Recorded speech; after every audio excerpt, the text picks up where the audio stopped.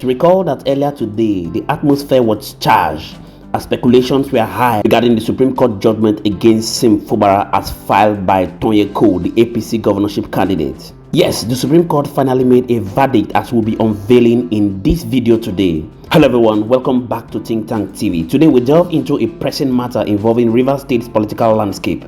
Specifically, we'll be exploring the statements made by the opposition governorship candidate in person of Tonye Cole and his lawyers regarding the Supreme Court judgment and the case against Governor Sim Fubara. Now let's dive right in. Before we proceed, let's provide a bit of context. Governor Sim Fubara has faced legal challenges as APC's governorship candidate in person of Tonye Cole has followed his petition filed against him, bordering on the inability to resign as Accountant General of the Rivers State government before contesting the governorship election in Rivers State to the Supreme Court. Yes, Tonye Cole, the opposition governorship candidate, and his lawyers have shared their perspective on this matter, shedding light on the intricacies surrounding the Supreme Court judgment. First, let's discuss Tonye Cole's stance. According to statements made by Mr. Tonye Cole, he has expressed concerns about the impartiality and integrity of the Supreme Court judgment handling the case against Governor Sim Fubara.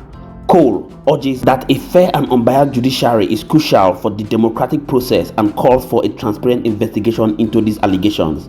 Before we hear from Tonye Cole, let's hear from his lawyers as they have given us some judicial perspective as to the interpretations of the Supreme Court judgment today. Please do what to hit the comment section. Let's get to know what your thinking is, as we shall continually be here to serve you. This is my client is challenging the election of the governor of Rivers State. We have argued the appeal and judgment is reserved.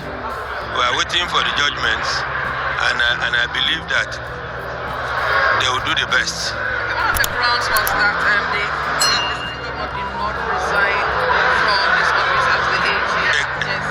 An expansion. No, I've expanded it in my brief. You have knowledge of the arguments, so no need to argue the appeal here. So you are correct. That's what we are saying. And if that be the case, we are saying he should be declared the governor because he met constitutional requirements. That's what we are saying. We're absolutely very, very confident because we're not dealing with technicalities and frivolous things. We're dealing with statements of fact and law according to the Electoral Act. And so there's nothing to be worried about. I believe that at this level of justice, the judges on this panel will look at the law strictly. And as long as they look at the law strictly, we will get judgment. Of that, I'm confident. As we analyze these statements, it becomes evident that the situation is complex and requires a careful examination of the legal and ethical dimensions. The Supreme Court judgment must not only impact Governor Sim Fubara and Tonye Cole, but will be a judicial precedent. Will also raise questions about the broader judicial system's credibility. In conclusion, the matter made by Tonye Cole and the lawyer shed light on the serious nature of this case against Governor Sim Fubara. As this story unfolds, it is crucial to follow the developments closely and consider the implications of both the political landscape of Rivers State and the larger discourse of the judicial integrity. If you found this video informative, don't forget to like and subscribe for more updates on this topic and other pressing issues. Do want to also go to the comment section and drop your thoughts. Let's get to know what your thinking is, as we shall continually be here to serve you. Until next time, stay informed and engaged. This is Think Tank TV and my name is Moses Waribo, signing off.